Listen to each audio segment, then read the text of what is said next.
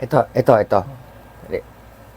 Alam mo ba na itong estudyanteng to, mabait yan. Picturean niya.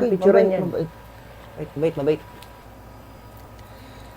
Pero, hindi ko ganong nakikita sa klase. Ay, picturean niya. Pipicturean natin yan. Pero mabait.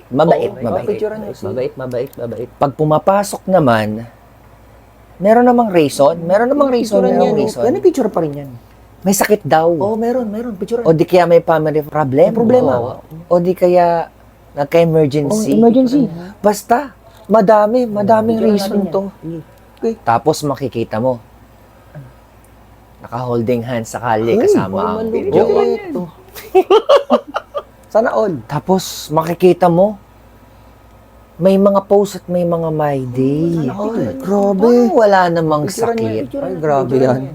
Pag exam day na, kita mo na agad nag-aantay sa Picturean room. niya. Ready na. O, di ba? Pinipicturean niya, no? Mataas pa makukuha ang score Ay, niya. malupit. Pipicturean niya. Pero mabait. Pinipicturean niya.